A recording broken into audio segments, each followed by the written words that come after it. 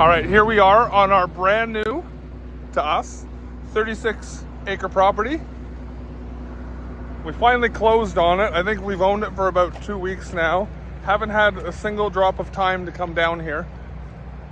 One thing I love about this property is we've got lots of fruit trees, pear trees, so every time before I get too excited,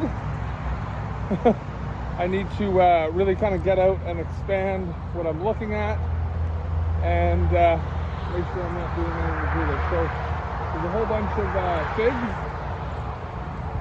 There's multiple fig trees, just being a one cluster of them. Yum, yum. Let's take a look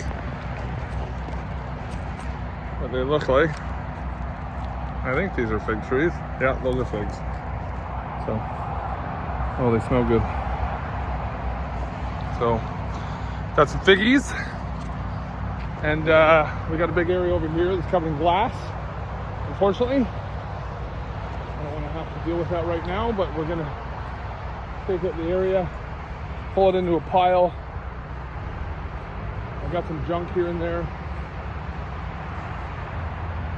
So, deal with that stuff as I go.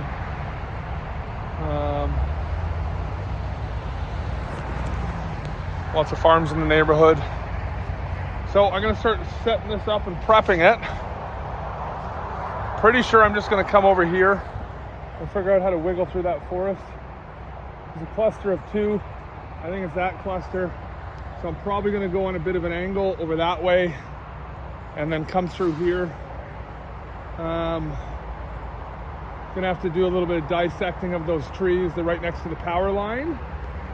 But I want to come off the angle. The road is busy in both directions, and I've had multiple neighbors tell me to make sure that I'm ideally coming through that area closer to the highway. You know, during the winter, you know, we also want to have where we're going closer to the noise when we're entering and exiting versus pissing off the neighbors. We do have 2-3 entrances down this way.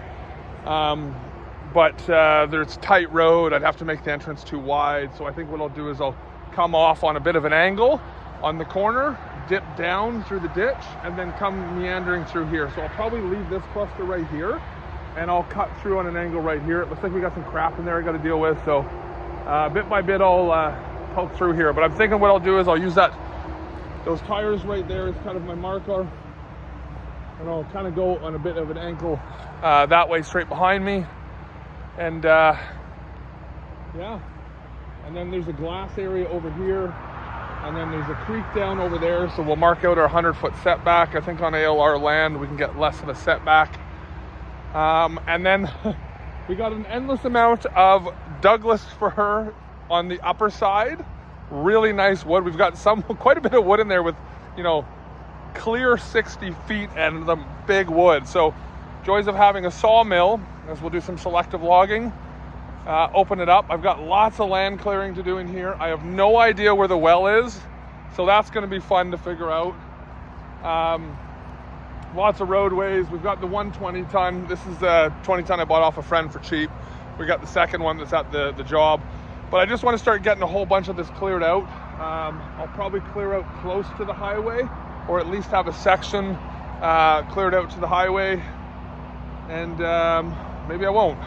But first off, we're going to get this roadway in here. There's an area that's on a knoll down that way in the forest that's semi-open, lots of big wood around it. It's probably where I'll build the first house. And then the lower section isn't really accessible right now. I've got to... There's a farm easement on the other side. I've got to punch the road through. I've got to spend 10 grand in surveying, because the last time this property was surveyed was in the 1800s, except for whatever we might have from the highway side, but they're not always nice to give it up. So Cameron, being a geomatics engineer, surveyor, we can probably locate some of them, but it's probably easier just to get Turner and Associates out here, get Matt to come find or create all of the steel posts of the corners, and then I can go off of those corners into establishing design and figuring out the terrain. So I'm going to work here till late. Got to do a bunch of poking around, to be honest with you here. So I'm going to keep those. Those are going to stay there for good.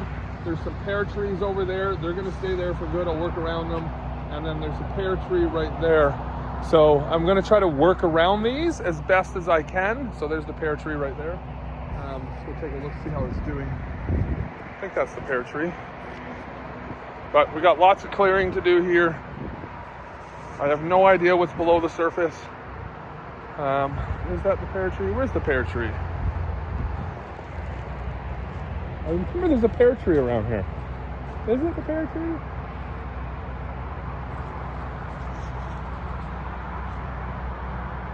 Maybe. Pretty sure this was the pear tree. Obviously, I don't know what a pear tree looks like. But I know there is a pear tree around here because we were looking at it when I was buying the property. So, yeah. It's obviously not a pear tree. But there's pear trees, there's apple trees. I guess I'm just going to have to do some looky. So I want to clear out all the low-laying stuff in there. Maybe I keep some, I'll probably go around the backside and work from the backside inwards until I have a clean enough area.